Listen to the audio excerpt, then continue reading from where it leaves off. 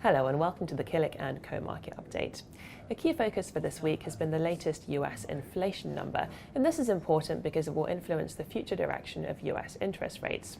The number came out on Tuesday and it showed a decrease in the headline inflation rate from 8.5% to 8.3%, but it showed an increase in the so-called core inflation rate, which strips out food and energy prices, which tend to be more volatile. Here on this chart, we've got the core inflation rate going back to 2018, and you can see in the earlier years, the inflation rate was plodding along quite nicely at around about the 2% level. There was then quite a decline in the core inflation rate as COVID hit because there was a lack of demand, and thereafter we had quite an increase as a result of supply chain issues. The rate increased up until March 2022, and then it started to decline. However, the most recent rate came in at 6.32%, which broke that downward trend. And this latest inflation data disappointed the market. As you can see by this chart, which shows the S&P 500 over the last year, there was quite a significant drop this week on Tuesday when the data came out. The S&P 500 dropped over 4% on that very day. And the reason is that people now expect the Federal Reserve to have to raise interest rates more quickly than previously expected.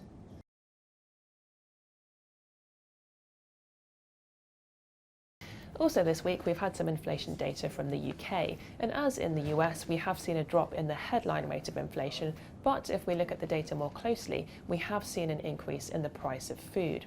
This chart here shows the CPIH inflation rate, and that's basically CPI but including the costs of housing, and we've plotted that against the inflation rate for food and non-alcoholic beverages shown by the pink line.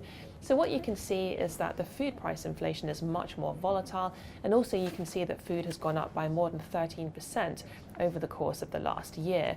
And this is probably why we've seen evidence of people trading down when it comes to buying food. And that's probably why Aldi, the supermarket, has just made it into the top 4 supermarkets in the UK by market share. This pie chart shows the current supermarkets in the UK ranked in terms of market share. So you can see that Tesco is still very much at the top, followed by Sainsbury's, then followed by Asda, then followed by Aldi. Asda this week has announced that it had launched a new budget range for food, and that it's had so much demand for that range that it's had to limit the number of items that each individual shopper can buy. This persistently high level of inflation in the UK has led to an increase in expected interest rates that we'll have in the future. We can gauge what future interest rates are expected to be by looking at SONIA interest rate futures. And SONIA stands for Sterling Overnight Interbank Offered Rate. On this chart here, we've got the expected future interest rates. And if we look at the green line, that shows the data from 1 month ago. So that's where people expected interest rates to go back in August. And you can see that back then we expected the interest rates to peak at just over 3% in mid-2023 and then to come down thereafter. We're now expecting interest rates to go up to a higher level. So the pink line shows that interest rates are expected to peak at just below 4.5% before coming down thereafter.